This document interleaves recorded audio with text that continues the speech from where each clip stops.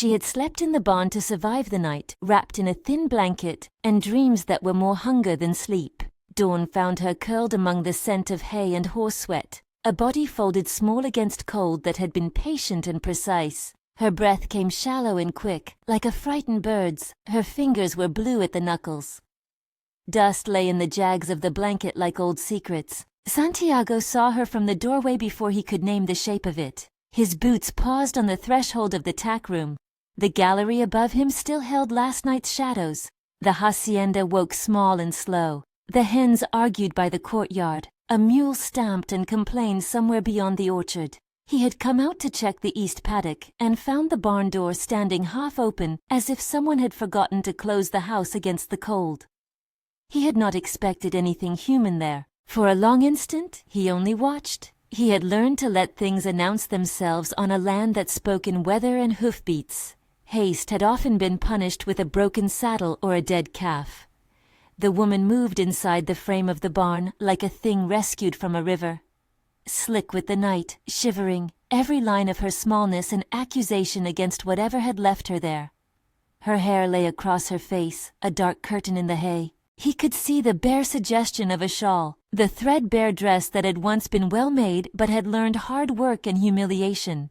The first sensible thing he did was to pull his own coat off the peg. It was not a grand gesture, it was a practical motion. One man's warmth transferred to another is not a romance but arithmetic. But the refusal to look away was something he had been practicing since his wife died, to see a thing and not look away. He closed the distance with a measured step, mindful of startled animals and sharper edges.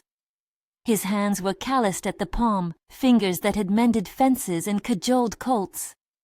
He laid the coat over her shoulders gently, as if it might be burned by looking at it too hard. She startled then, eyes blinking open like a horse waking at night. Pain flared across her face, then a single small embarrassed relief. Shame made her face go narrow. "I'm sorry," she murmured, voice a thin thread. The syllable seemed absurd against the barn space. Apology for taking shelter. Apology for existing in someone else's field of sight. "Don't be," Santiago said. He did not call for the servants. He did not call the nearest neighbor who might have used her presence for gossip or judgment. He worded nothing to explain himself. His silence was a shield as much as the coat. He sat on a bale of hay and waited to be trusted. Trust, he had learned in the slow years since his widowhood, was not demanded. It was given by small continuations. He poured water from a chipped jar into a tin cup, offered it without insistence. She drank, spluttering, then more sanely, careful as though milk might scald. Her name, Isabella, arrived like a careful offering when he asked it. She said it quietly, as if saying it would anchor her to the world. Isabella. There was a ledger of an earlier life in the way she straightened her fingers and held the cup with precise, efficient movements. He saw the marks of labor and the edges of learned reserve. He saw, too, that whatever had brought her to the hay had not wholly broken something inside her. There was backbone in how she set her jaw, a small dignity that refused to vanish. "Stay until the sun warms the yard," he told her. "There is food in the kitchen." His voice carried the weight of command, but not the kind that sought reward. He left the barn without watching if she obeyed.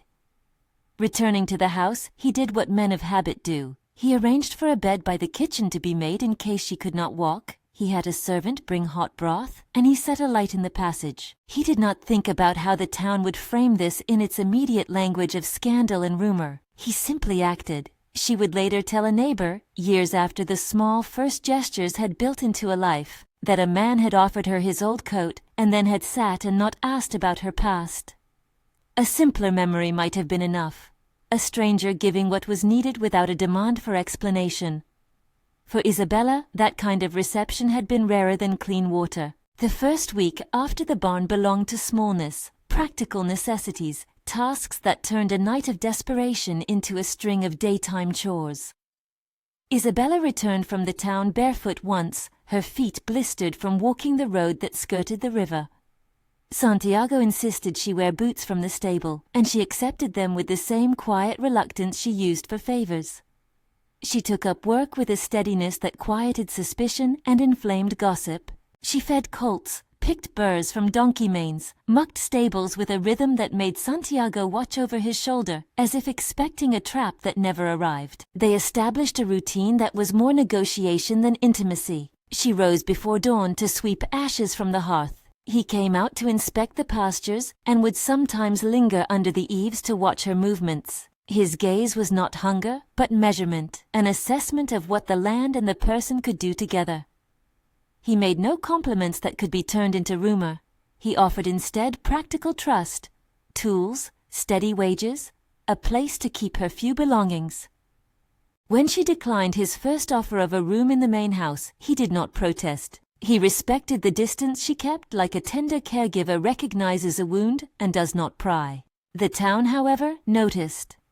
Villagers' tongues sharpened around the novelty. A young woman sleeping in a barn. There are, in such places, reputations that multiply like mice in a stack of old sacks. A rumor needs a spark. Doña Eloisa had both patience and tinder. Her arrival at the hacienda in the third week was the first true test. Doña Eloisa rode with a retinue that announced itself in clipped steps and the soft wrappers women of station wear when they are prepared to be offended. She carried herself like one used to possession, of land, of families, of deferred respect. Where she passed, people either smoothed their hands over aprons or stepped back to let scandal bloom like a weed. Her voice had the authority of long-deepened grievance. She greeted Santiago with a careful half-smile, and in it was the old currency of mutual calculation. Alliances shape themselves in the mouths of those who believe the world is an inheritance. It troubles the neighborhood to see a stray taken in so publicly, she said, eyes on the kitchen where Isabella had been bending above the hearth. The words were small and precise as barbs. The world has a way of forgetting its boundaries when they are not defended. Santiago set down the tea he had been holding and met her gaze directly. There was a courtesy in his face, a refusal to be intimidated by ceremonial scorn. He had been raised to hold himself like the posts of a house, steady, necessary. She slept in the barn because she had no other shelter, he answered. I offered her shelter. She is doing the work she is hired to do and paying for her board. Doña Eloisa's mouth thinned. She had, for years, been the hand that long ago repaired reputations and severed others. Her interests were social as much as economic. The appearance of a household mattered to her as land mattered to a man. She smiled tight-lipped and left, as if departing could undo what she had seen.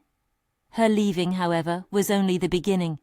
Her murmurs carried further than she could, because rumor has a way of changing under breath into story. Neighbors came to the fence and peered with the slow cruelty of people who keep time with each other's imperfections. They filled the air with fragments that could not be proved. She was seen with, my cousin said, no one simply ends up in the barn by accident. They treated Isabella not as a person but as a problem in need of resolution. Children stared openly. The men offered nods that were camouflage for judgment. Every rumor tightened the space around Isabella. She learned to move through fences of suspicion with the light tread of someone avoiding a sleeping dog. At times her hands trembled from the strain of being observed. At others she hardened with a steadiness that looked to some like indifference. But the barn had taught her one lesson.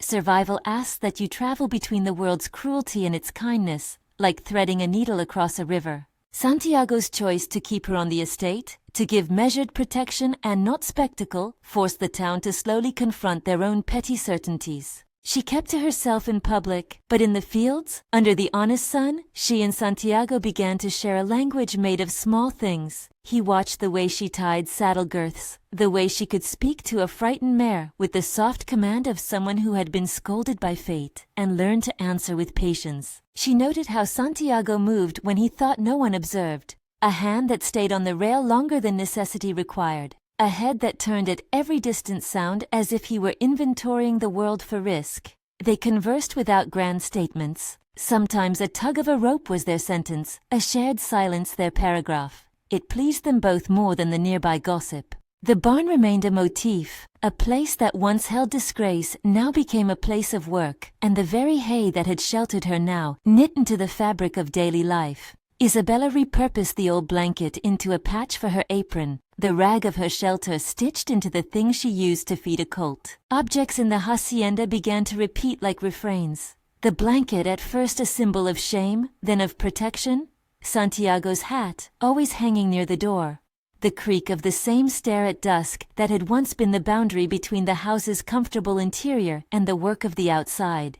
There were moments of a different timbre, the kind of small, private tenderness that could be mistaken for coincidence if one were inattentive.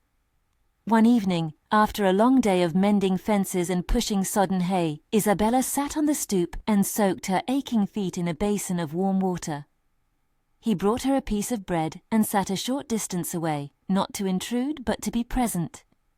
"You shouldn't give me so much bread," she said, trying to make a joke out of scarce comforts. "Then eat it quickly," he replied, eyes on the horizon where storm clouds suggested rain. "Better to be fat and useful than thin and thinking ourselves noble." She laughed, an actual sound that startled the hens into a brief flutter, and the air between them lost some of its danger. Trust, he had seen, often arrived disguised as small mercies. Yet Doña Eloisa's pressure did not relent. She attended Mass with a face that said she had a public duty to perform, then wandered past the servants' quarters like a censor looking for literary infractions. Her influence reached the local magistrate's cousin, who in turn had business with the Hacienda. Small petitions were filed, requests to check on the irregularity of a household that dared to welcome a stranger without presenting papers. Santiago answered the inquiries with slow, sturdy truth. Isabella worked, she paid for what she could, she kept to the schedule of the estate and did not ask for charity. His patience was a form of evidence. Consistency in action often destroys rumor if the world watches long enough. Isabella, however, carried her past like a scar she did not allow to be examined. She would tell, only rarely, of a father who had left debts in a town 2 roads away, of a cousin who betrayed a trust she had extended, of a name attached to a scandal that had no true center. Her narrative was neither complete nor false. It was simply partial because the mind will not always hand over what is kept as protection. She had reasons to be cautious. In the village, people had exercised their hunger for dramatic morality with cruel satisfaction. Falsehoods called themselves truth, and truth often cried in the small rooms where one slept. Then, on a day when the heat made the air above the field shimmer like cheap glass, a panic made intimacy urgent. They were moving a newly broken stallion from one paddock to another. The animal was young, restless, and touchy, an honest creature that required confident hands. Isabella rode him with a steady, economical motion, reins held close to her chest. Santiago followed on foot, hand on the colt's flank now and then, offering a presence that said both, "I am here," and "this path is known." But a child, an unthinking neighbor lad seeking the mischief that comes without malice, ran into the field chasing a dog. The animal's sudden shout sent a flock of startled starlings into the air, and the young stallion, sensing danger, snorted and bolted. Its hooves struck the ground like accusations. Isabella's breath left her in a sharp, painful exhale as the horse lunged, the saddle shifting, her feet sliding. Time does strange things in moments like that. It stretches, peels into slow frames. Santiago, who had been a sensible distance behind, moved as if a string had pulled him. He was beside her in a single catastrophic patience, lifting, calming, anchoring her like a man who could not abide a body breaking in front of him. He reached the animal, put his hand flat against its neck, spoke to it with a voice low and sure. The horse answered in that way animals do, with the surrender that only trust can buy. But the danger did not end there. The stallion's rear leg clipped the cart's edge and the wheel spun, scattering crates. A crate struck Isabella's shin and she went over, landing between horn and post with a small animal cry. The world smelled of dust and adrenaline, a close metallic tang. She lay dazed, a hand to her head, a shoe half off her foot. For a sliver of a second, the barn in the town and the earlier cold of the night all collided into one single sensation: vulnerability. Santiago did not shout. He knelt, placed his arms around her as if to measure the depth of the hurt, and then with a motion that was both protective and precise, took her from where she lay in motion to the gallery. The nearby workers, men unaccustomed to acting without orders, moved as if embarrassed at their own delay. The immediate, practical things followed: water, cloth, a bandage. Isabella's cheek had a smear of blood that made her look stranger and also more human than any rumor had ever allowed. In that seconds-long intimacy, something altered. Protection moved beyond the transactional. His hands, which had earlier been tools of work, were now the instruments of trust, gentle, insistently careful. He did not check initial wounds and then walk away. He stayed and murmured a few words, not of pity but of instruction. Breathe, hold this, rest. She allowed him, not because she could not do it herself, but because falling into someone's care is sometimes a conscious choice to accept a different form of agency. She was not passive, she was choosing a companionable help.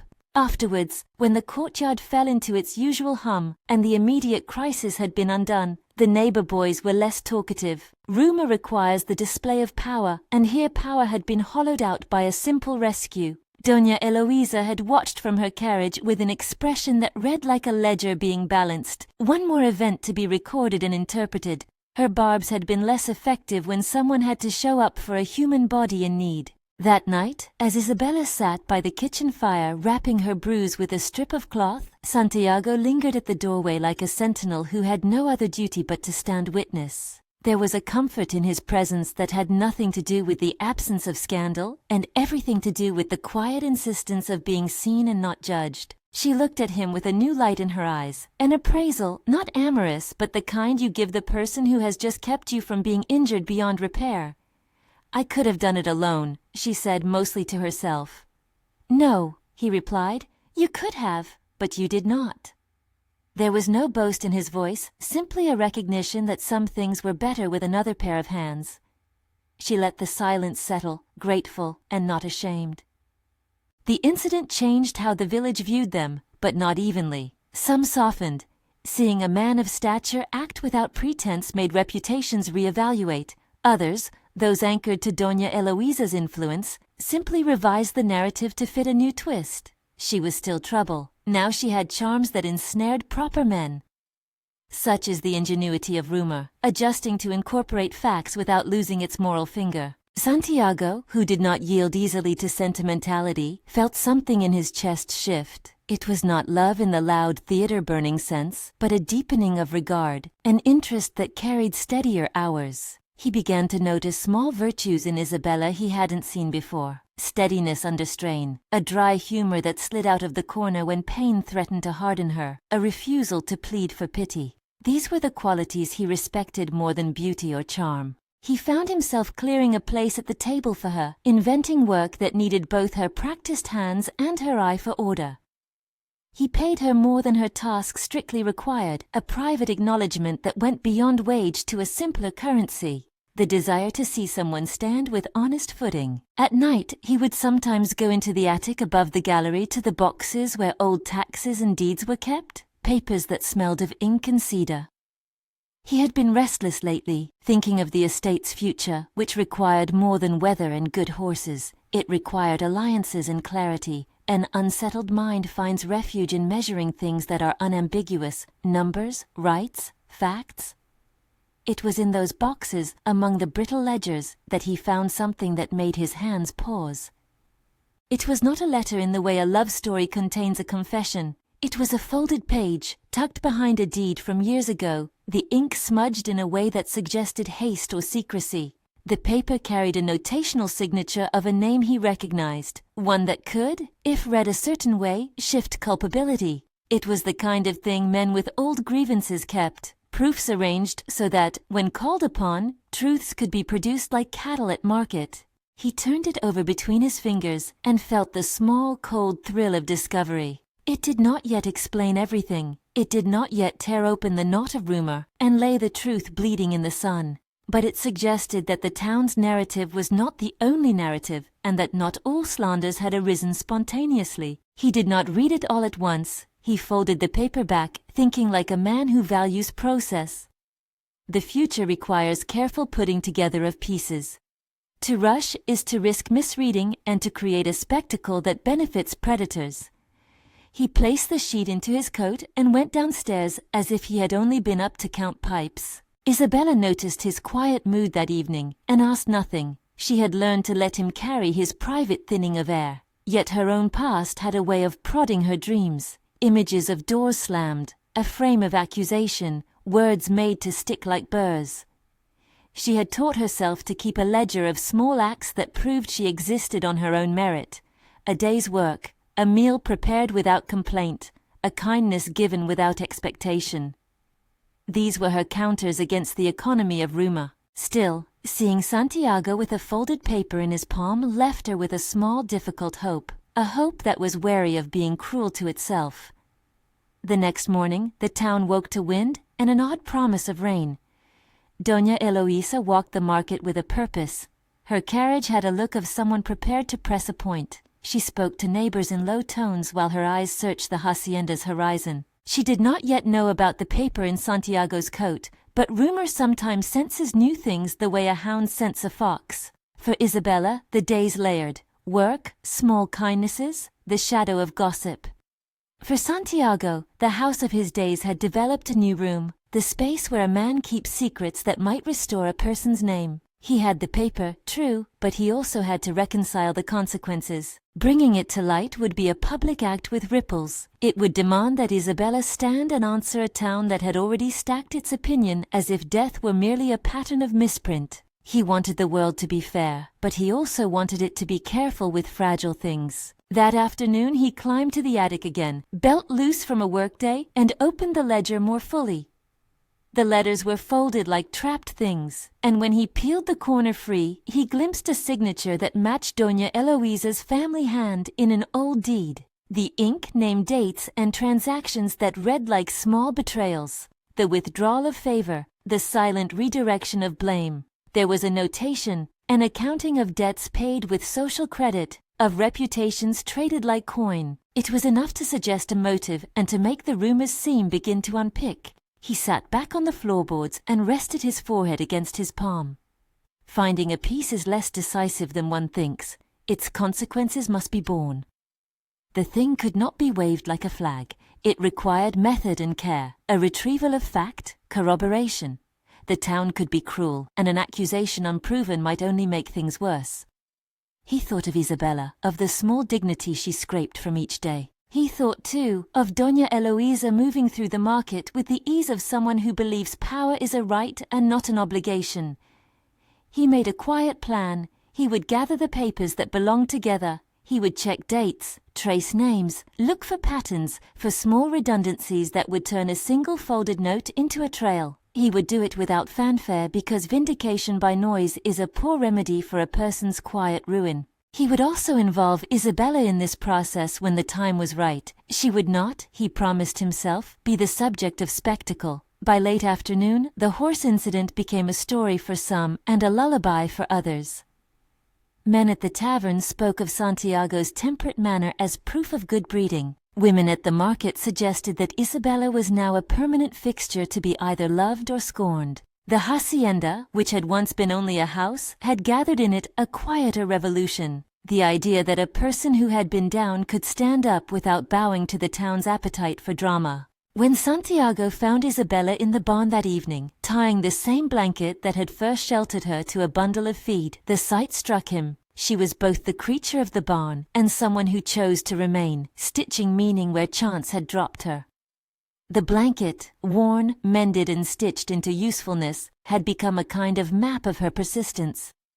He crossed to her, and for the first time in many quiet months, he reached for her hand without pretext. Their fingers aligned with the ease of things meant to fit. "We will be cautious," he said, and the phrase was less a command than a promise. She looked up at him with something like amusement at his solemnity. Her hand remained in his, neither clinging nor fleeing. "That is all a sensible person would ask," she answered. They stood like that for a long breath, two people who had been returned from different kinds of hardship and found in each other a hold on the world. The barn, once a refuge in desperation, began to feel like a place that could hold more than a secret. It might in time keep counsels and plans, not just bodies. But even as that possibility opened, the town hummed with invisible currents. Doña Eloisa's next move was sure to come. A woman of her station does not watch a challenge without shaping it into a decisive moment. Santiago knew that the paper he had found was the beginning of a process, not its ending. He would need allies, fact, testimony, perhaps the old neighbor who remembered events in a way that matched the dates. He would need to transform an old note into a pattern people could not shrug off as coincidence. Isabella, for her part, slept now with fewer dreams of the cold. The barn straw no longer tasted like failure. It tasted like a place where work could rehang one's dignity. Yet she still carried the twitch of conditioning, the reflex to apologize, to make light, to shrink. The hand that had been offered to steady her after the horse incident had done more than keep a body from harm. It had given a woman the chance to practice being held without being owned. At dusk, Santiago sat on the gallery and read once more the folds he had opened. The ink was old, and the motive behind it clear enough to chill. A thread of social manipulation carefully planned like an irrigation channel, rerouting blame and drying up reputations. He thought of Doña Eloisa at the market, how she had always kept an eye on the ledger of social credit, and felt a firmness settle in his jaw. Truth, he had learned, loves persistence and the slow patience of a man who will not be hurried by the mob. He rose as the light thinned. He folded the paper and tucked it into his pocket, next to his watch and a coin that had no meaning except as an old habit. He descended the gallery and crossed the yard to the barn. Inside, Isabella was already preparing a small supper for the men who worked under the Hacienda's authority. She had a practical way of feeding others that made him marvel. She fed without the performative generosity of those who expect gratitude, and so the gratitude they gave her felt less indebted. "Tomorrow," he said, placing the paper on a crate as if it were only a slate to be cleared, "I will ask the town scribe to let me see the registry in the municipal house. It will be slow work, but it will be quiet and true." She nodded, neither exultant nor afraid. "I do not want fuss," she said. "I want the truth to be the only story left to tell." "I will see it done," he said. He left it at that, not because it was small, but because a promise should be kept without daily repetition. It had the weight of a covenant, quiet as the setting sun. A wind rose that carried the scent of rain and something else, a whisper that is not rumor, but the expectation that things might finally be unmoored. Doña Eloisa's carriage had circled the village twice that day. She would not be idle for long. The paper in Santiago's pocket was a small seed. If it sprouted, it could change the narrative about who Isabella was and what the town had permitted itself to believe. If it failed to grow, the town's appetite for tidy tales would swallow the truth and leave her where rumor liked to place women, in the margins. They readied for the next day with the quiet work of people who know how to wait and prepare. Isabella mended a bridle, counting stitches as a way of keeping her courage steady. Santiago checked tack and ropes, the outward signs of someone who wants practical order before emotional reckoning. The barn's threshold, which had once been a line between public disgrace and private refuge, felt now like an entrance to a different kind of future. Night fell fully, and the hacienda settled into the close sound of breathing animals and low murmurs of people sleeping. Outside, the wind began to flatten the fields, making the shadows press close. Inside the barn, Isabella laid the patched blanket over a bale and paused, her fingers smoothing the rough patches with a tenderness that had nothing to do with worthiness and everything to do with reclaiming dignity from what had nearly consumed her. She closed the barn door and, in the small dark, let herself be held by the memory of hands that had not demanded her story, but had protected her body. Santiago walked the length of the house and stopped at the kitchen window. He watched the corner of the barn where the lantern glowed like a steady eye. He thought, without drama and without flourish, of the folded paper in his possession. He thought of the long day ahead, of the scribe whose ledger might confirm his hunch, of Doña Eloisa's carriage and the slow justice he intended to practice. He felt, for the first time in a while, the precise edginess of anticipation, the kind that carries not fear, but a sharp readiness. He closed the window and took the lantern into the courtyard. The rafters creaked in the night breeze, a sound he had learned to read like weather. The hacienda was a living thing, built of rooms and secrets and the hands of many. It had taken in someone the town had left out, and in that mercy had created its own small drama. When he reached the barn, he paused at the threshold and watched Isabella move in the lamplight, fixing the blanket's knot. She sensed him and looked up. Their eyes met in a brief, honest recognition that balanced on the edge of something else. Neither said the big words that might unspool the moment into cheap sentiment. They absorbed the quiet truth of being seen and not owned, of being protected and not humiliated. The barn, once the setting of disgrace, felt, for the first time, like a place that would hold a different story. He did not speak. There was a paper in his pocket whose edges grazed his thigh like a small weapon and a promise. He turned and walked back toward the house, the lantern's light leaving stamens on the grass. Behind him, the barn kept its small fire of lamplight, and Isabella smoothed the blanket again, the gesture an act of reclamation more eloquent than any speech. The next morning was heavy with rain clouds. Santiago rose before the sun and carried the folded page to the municipal house in the town, a place with peeling paint and a scribe who knew how to be discreet.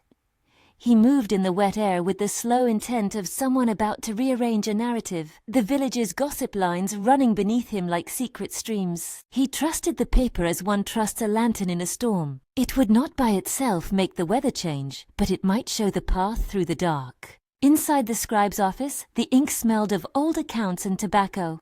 The scribe was an older man with hands like creased maps, someone who had watched generations trade their breath for credit. Santiago unfolded the paper on the heavy desk and watched the scribe's eyes narrow. The registry books were thick and patient. Pages cracked softly as they were turned like the sound of old bones moving. Names aligned with dates. Signatures repeated themselves like waves and then began to show the same handwriting that appeared on the paper Santiago had found. "Perhaps some of what you suspect will not be so," the scribe said, and his voice carried the practical skepticism of someone who had seen how easily motives lace with self-interest. He read with the kind of attention one gives to land, to see what lies under the surface. Santiago left with a list of pages the scribe recommended checking, records of payments, marginal notes, dates when a story had been made to look like a truth. The evidence was not concise. It would require stubbornness, the gathering of corroboration, the calling of witnesses who might be embarrassed to speak. But it was a trail, and a trail can be followed. He returned to the hacienda with hours of day behind him, and a stomach that had learned the steady pacing of worry. He kept the list in his jacket and walked to the stable where the men were at work. The rainy morning made the field slippery and honest. There was little elegance in the grind of moving hay. The labor was its own kind of prayer. When he stepped into the barn later, the smell of damp hay hit him, and the sight of Isabella tying down a tack sat his heart in a knot of respect. She looked up with an expression that asked nothing, as if to say, "Proceed as you will, I will stand with what is true." He approached her slowly, the list and the folded paper weighing equally on him. He had to decide not only how to proceed, but when to reveal. Some truths, he had learned, have the capacity to free and to wound at once. He wanted to work carefully enough that no unnecessary harm would be done to the one who had already been hurt. "Do you want to come with me to the municipal house?" he asked finally, voice low so the barn's animals would not be startled. She paused in her motion, the leather strap within her hands folding like an answered question. "If you need a witness," she said. "It would be better if you came," he corrected softly. "To stand with me, not as a spectacle but as a person with a name." She swallowed, the motion a small visible decision. "Then I will go," she said. Outside, the rain began to tap the roof in a steady, cautious rhythm. The decision they were making felt like the tightening of a rope that could bind them to the truth or to a new kind of exposure. They prepared to leave the barn together, the blanket folded and carried between them like a talisman. Santiago tucked the folded papers deeper into his coat and stepped through the low doorway, the barn behind them smelling of straw and shelter, and the faint possibility of renewal. They walked to the town under the reluctant sky, and the road took them past fences and fields that watched with the patient indifference of land. The town itself was a series of faces and muted expectations. Doña Eloisa's carriage was nowhere in sight. Yet absence can be a threat as much as presence. It allows time to plan its own drama. At the municipal house, they waited while the scribe fetched more records, his patience a quiet instrument. The wind shifted, pressing the smell of wet earth through the open windows, stirring a small dust of expectation. Santiago watched Isabella from time to time. She held her hands together with purposeful stillness, as if to measure the gravity of the moment. He thought of the night in the barn, and of his hands wrapping a coat around her shoulders, small gestures that had gathered into this decision. He felt protective, yes, but also constrained by the rightness of letting her speak with her own voice. He would not be the man who made her victory his own. The scribe returned with a stack of registers, and as pages unfolded, a pattern began to show. Dates lined up, signatures matched. Marginal notes explained transfers of reputation between families. The paper from Santiago's attic suddenly connected dots the town had assumed were stars without relation. When the scribe read aloud a line that matched the notation Santiago had found, Isabella's shoulder relaxed minutely. It was not relief yet. Relief would require public acknowledgement, but it was the easing of one tight cord. She moved finally to speak to the scribe, her voice steady. "This is the story I remember," she said, and the words sounded like a small bell, precise, clear. "Not all it has been made into, but this matches what I feared." Santiago did not speak for her. He did not feel ownership over her pain and would not commandeer her voice. He felt instead the deep, careful satisfaction of a man who has put his hand on the rope and knows how to pull without snapping. The scribe nodded, eyebrows lifted. "If you wish, these can be copied," he said, practical as always. "Truth is a steady thing," the scribe finished, and his voice folded the words into the damp office like a slow bell. "Truth is a slow thing and needs witnesses." They left with photocopied pages, neat duplicates of the brittle register that smelled of dust and ink, and a small, honest map of transactions. The papers in Santiago's hand felt heavier now that they no longer lived only in the attic. They had been made public in the only way this town could recognize: ink, record, the measured stamp of a civic mind. Outside, the rain breathed on the roads and the market emptied into a gray hush. They walked back to the hacienda with the sound of water keeping time beside them. For a heartbeat after they reached the barn, neither spoke of plans. There was an intimacy in the silence that was not private so much as agreed upon. Two people holding a problem between them, as one might carry a fragile jar. Isabella folded her fingers over the corner of a paper, like one who seeks to flatten a wrinkle in a life that had been creased for too long. "We will read them at the house," Santiago said at last. "Alone at first, then, when it is right, we will speak." She nodded. "I do not want to be the spectacle." "You will be the person with a name," he corrected gently.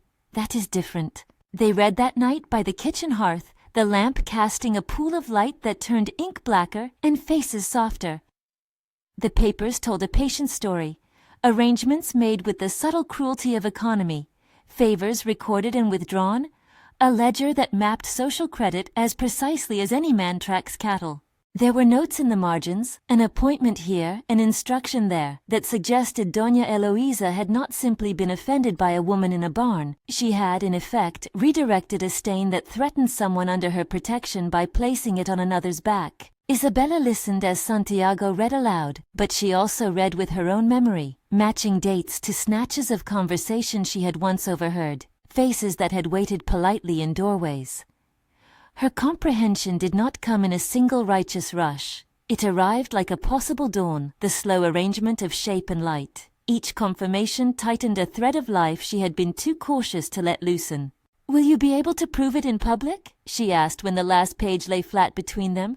"Not by spectacle, by sequence," he answered, "by showing this was managed, not mistaken. That does not scream, it explains." "We should not humiliate the ones who were misled," she said. "People deserve the chance to own what they did." He admired that answer. It was the kind of hard mercy he had begun to find necessary.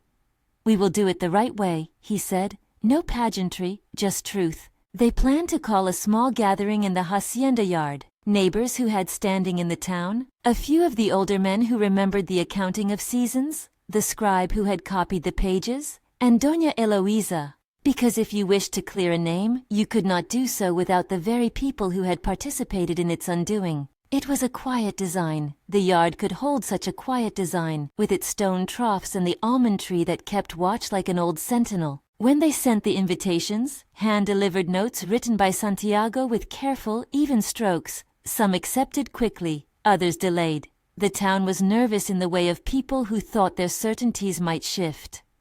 Doña Eloisa responded with a curt acceptance that read like an advance maneuver. She would attend, in order that she might manage the narrative. That she accepted the invite was, for Santiago, proof that the event could not be avoided. Whatever she planned, she would show up to control its form. The day of the meeting wore a sky that had decided to be polite, clouded, without the threat of thunder. The hacienda yard filled with faces that had watched at fences and in markets. Children stood on tiptoe. Some men steadied their hats with the sort of care one uses when a storm is expected. Doña Eloisa arrived, her carriage scraping the gravel with the sound of cloth rubbing on old leather, and stepped down under the almond tree with an air of ownership that had rarely been challenged. Her retinue kept a polite distance, as if scandal might be a contagion they were careful not to touch. Santiago stood before them without theatrics. He placed the copies on a wooden crate and looked at Isabella with a steadiness that said, "Speak when you must, I am here." She approached and breathed deeply, the yard suddenly smaller and larger at once. Every eye was a shape that could be kind or cutting. She was not new to being watched. Her life in the town had been a series of small inspections, but this was different. This was a place where names and dates might set her right. "These papers," she began, voice steady though it carried a dry edge, "show arrangements and notes that were used to make me the answer to a problem that belonged to others." She spoke not from fury, but from the place of someone who had learned economy, to spend emotion only when it purchased clarity. She read some lines aloud, the neat ink turning rumor into a sequence of deliberate acts. There were murmurs as the crowd followed her finger across the pages. When she did not look to Doña Eloisa for acknowledgement, but stated facts, dates, names, marginal notes, the power of the moment was not in accusation but in the slow unweaving of story. Doña Eloisa's cheeks, usually composed like glazed porcelain, flushed faintly when the signature appeared on the page. It was an old family hand, the sort that shows training in a life of managing affairs. She moved as if to reach for a paper, then paused, lips tightening into the habit of containment. People who have always been the authorities in a room often have their bodies trained to hold offense the way a soldier holds rank. Yet now the rank was confronted by ink. "You present documents, Isabella," Doña Eloisa said finally, voice kept at a level that suggested control. "And you ask us to accept their authority. Do you ask for forgiveness or for vengeance?" Isabella met her gaze without flinching. "I ask only that the town accept what is true," she said, "that the things done to make me the story be shown, that those who were led into errors be told what they were told, and that my name be not used as a shield for other interests." There was a pause. Among the crowd, some heads dipped in that sudden human effort to look at the ground, and not at the person who has caused discomfort. Others watched for the shape of Doña Eloisa's answer, perhaps imagining reproach or weaponized humility. Santiago spoke then, not to take the place of Isabella, but to set a frame. "We do not desire spectacle," he said. "We desire only that what was done be seen for what it was, so the town may decide how to reckon with it." His voice cut clean through the yard. "These are records. They show the flow of favors, and the moments when blame was intentionally moved. They do not make you guilty of all that followed, but they do place responsibility with those who arranged things."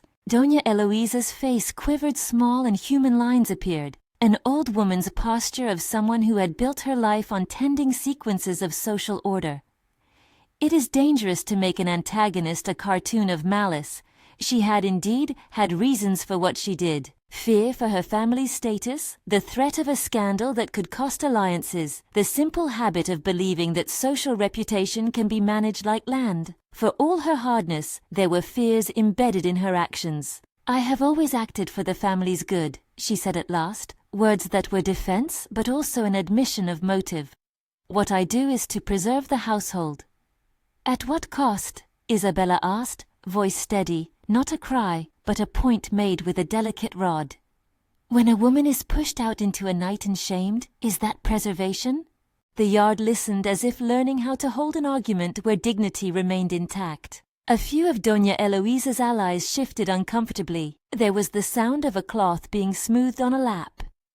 Doña Eloisa found her hand resting on the handle of her fan, like someone searching for both grace and defense. "I will not deny that I have made choices," she said slowly. "Perhaps I have been hasty, yet you must understand I feared contagion, of scandal spreading where it could do harm to children who are not part of this dispute." The crowd softened at that phrase. Fear for children is a language that commands compassion, but the ledger did not speak to fear, it spoke to intent. It named the commerce of favors and reassignments. Evidence is patient, it does not shout, but it persists. An old neighbor, Don Tomas, who had spent his life tracking rain and seed, and could not abide trickery in those measures, stepped from the crowd. His voice was roughened with labor and the authority that comes with age. "Was there no other way?" he asked Doña Eloisa. "You turned one life into ledger paper. You make a poor trade if you think that will stand." Heads shifted. Even some who had leaned toward Doña Eloisa since youth found it harder to craft a defense against ink and the testimony of a man whose hands still smelled of earth. The balance of power is often not in a single word, but in small alignments. A scribe's copy placed on a crate, an old neighbor's voice, the steady reading of details. Doña Eloisa's posture changed then, not dramatically, but in that particular way people alter when they feel the ground beneath a long-held assumption give. She found herself apologizing in a voice that was too measured to be total contrition. "Perhaps I could have handled this differently," she said. "If I caused harm, I am sorry for that harm. I thought I protected what needed protecting." Isabella listened. She could have demanded more. Reparations, public shaming, excoriation. She did not. Her request had always been narrower. "Restore my name, show your hand." "A word is not enough," she said quietly. "But acknowledgement is a beginning." Her hand touched the wooden crate, a small grounding motion. "I would ask also that those who repeated the story help me to earn back my place. Not for pity, but for fairness. Let the men who have spoken against me be asked to help mend what they broke. A day's work, a sharing of the field, a small public act to show they will not let their words destroy a life again." It was an act of austere politics, practical and rooted in community labor. The crowd murmured, and there was a rough consensus that gestures of restitution were more useful than further humiliation. Some offered nods. A woman near the back, who had once tossed a broom at the idea of other people's business, mouthed a soft assent. Doña Eloisa considered the request, and the expression she made was a map of old defenses softening into the recognition of consequence. She did not bow to Isabella. No sudden humility would ring true. But she extended with the same slow logic a public gesture. She would, before the market ended that week, announce her error and ask those she influenced to do what they could to lessen the harm. Her words were not thunder, but utility, an acceptance of a social remedy. The yard exhaled in small noises. Rumor had been unraveled, not in a single act of righteous fury, but by the sober work of documents and the simple courage of a woman who would not let humiliation be final. People began to speak in low clusters. Some made their apologies to Isabella then and there, awkward and small, an offered loaf, a returned tool, a neighbor's hand taken and shaken. Such things are not grand. They are the slow knit of community. After the meeting, Doña Eloisa did not storm away in indignation. She lingered in the yard for a few moments, her face a study in the slow alteration of the people who must now reassign the shape of their authority. Santiago watched her with the cool attention of someone who wished for repair, not vengeance. He did not gloat. The victory, such as it was, felt like damp hay. It warmed the hands that touched it and then settled into the barn and the house with quiet steadiness. In the weeks that followed, changes came with the pace of seasons. Some neighbors offered work openly to Isabella. A woman who had once turned away shortened her distance at the well and left a bundle of beans for her. A man returned a horse bridle he had borrowed and mumbled an apology when they met at the fence. These gestures did not erase the months of cold, but they softened the edges. Isabella found that the town's anger did not vanish all at once. There were whispers that slid like thin knives, preferred corners where gossip lingered longer. Yet there were also new patterns. The alehouse spoke of the day differently, with recognition of the documents rather than the old amusing rumor. Children who had stared now looked at her with the intermittent curiosity reserved for a person whose mystery had been explained. The division of a community is slow to mend, but once a wire is cut, it can be rewoven. The new thread simply takes time to find its place. Santiago offered quietly a room in the main house. Isabella hesitated because to accept it would be a kind of movement in a life that had lived on the margins. Finally she did, but only when she felt the bed and the window and the sound of men working at dawn. The decision was a private treaty. It meant more than convenience. It meant a degree of recognition that allowed her to stop apologizing for her existence. She kept the barn as well, a practical place for work, storage, and sometimes counsel. The barn had been where she found refuge and where she had learned how to breathe in a world that sometimes wished to make women small. That it would also become a place of trust felt, when she first agreed, like a personal reclamation. The months brought small domestic rituals that stitched them into a quiet life together. They shared morning bread, they worked side by side mending fences and tying saddles. He would, on occasion, pass a cup of tea and stand for a long time watching a place where there had once been shame, now inhabited by the steady rhythm of hands. She began to allow herself small luxuries, a ribbon in her hair on Sundays, a clean dress that had been quietly given by a neighbor who had more than enough. Their affection grew in the old way, through shared labor and the slow softening of each other's defenses. There were no loud declarations, no torrid scenes to mark this union. Instead, there were evenings where they walked the edge of the orchard together, their hands touching as if testing the fact of one another. There were mornings when he would bring her a jar of honey and a bit of bread, and they would sit by the hearth, speaking of small things, the repair of a gate, a colt's stubbornness, the sound the rain made on the roof. Slowly the town stopped regarding Isabella as a scandal, and began to treat her as a capable woman who had lived through hardship and retained her dignity. Doña Eloisa did not vanish from the story. Her influence remained, so did the habit of her manner. But she moved, in small ways, toward a more measured comportment. She lent an eye to the teaching of younger women in the market, offering tips about sewing and household accounts. Her apologies came slow, and often were practical. A new roof tile for the neighbor whose thatch had suffered, a small gift of cloth to a widow. These gestures did not erase the ledger, they were compensations that signaled at least a willingness to repair. It is not the triumph of righteousness to force another to ruin. It is the quiet business of repair that often makes a community livable again. The barn, once a place of shame, became a place of work and joy. Isabella organized supplies in neat rows. Children learned to read under the shadow of the rafters, the dust motes turning in the lamplight like slow, patient stars. On a harvest morning, the Hacienda threw a modest feast to honor the workers. It was not a festival for lovers, but for labor. The men who had hauled hay, the women who had labored in the kitchen, and the children who had run carefree through the fields. Isabella watched the yard and felt a steady happiness which was not loud but real. She stood by Santiago as the sun leaned toward afternoon, and felt the barn's silhouette behind them, a dark shape now striated with the gold of dry hay and the laughter of people who had been mended into the community. In private, their tenderness was a thing of small rituals. One evening she found a patch he had sewn into her apron, neat, practical stitches done in a hand roughened by rope and rope work. He had left it like a note.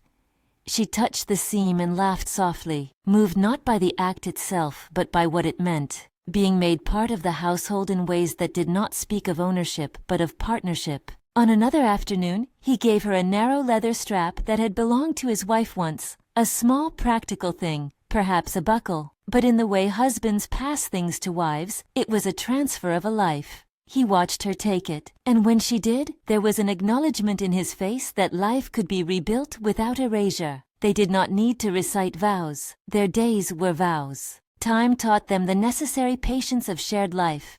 Seasons turned. The almond tree in the yard sent out new buds, and then a shy green. After that, the fruit came heavy in its time. Isabella planted a small patch of herbs by her window, basil, rosemary, a stubborn mint that returned every year like an old friend. She grafted the blankets patch onto a new quilt she made as winter approached, a piece of the barn stitched fast into a thing that would warm the bed in the house. The barn's threshold ceased to be the division between shame and human presence. It became instead a threshold of work and possibility. Not every day was gentle. There were moments when rumors resurfaced like weeds, small edges of old talk, only to be suppressed by neighbors who now felt an obligation to truth. There were still slights that arrived unbidden, a closed door, a turned back, an unreturned greeting. But those slights were fewer and less poisonous, and they did not gather the force of entire seasons as they once had. The community's healing was not a sweeping redemption, but a series of small mending acts, a returned favor, a corrected story at the well, a public mention of Isabella's name in the context of her work, not the old gossip. They celebrated modestly that first winter, after the documents were made known. The workers brought in more than they needed, and Doña Eloisa provided foodstuffs for those in the village who had less than enough. The hacienda hosted a meal where Isabella stood with Santiago and watched people eat and talk.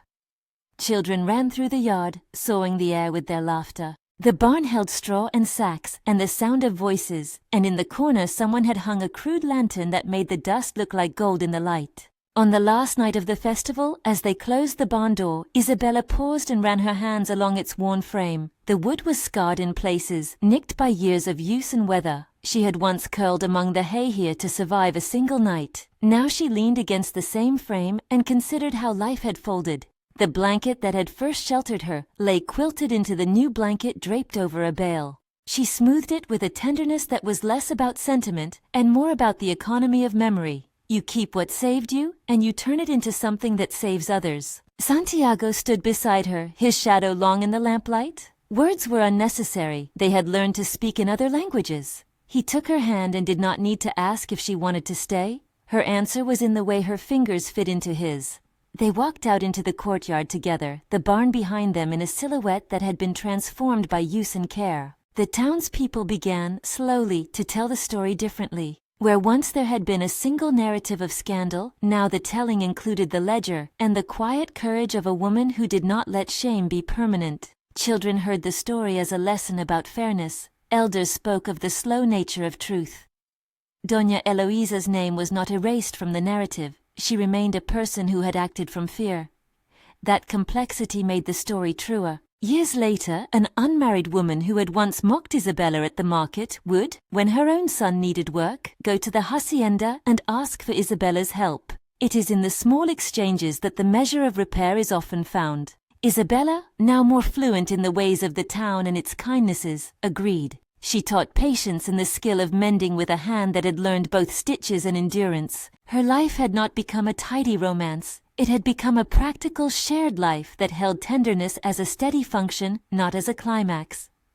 On a late afternoon that tasted of coming rain, Santiago and Isabella walked the paths behind the orchard, the barn a dark shape against a sky that had the clean color of a washed plate. They stopped by the field where the stallion had once bolted and watched a younger horse nuzzle at a foal. Isabella rested her head for a second on Santiago's shoulder, a small private gesture, and he did not move away.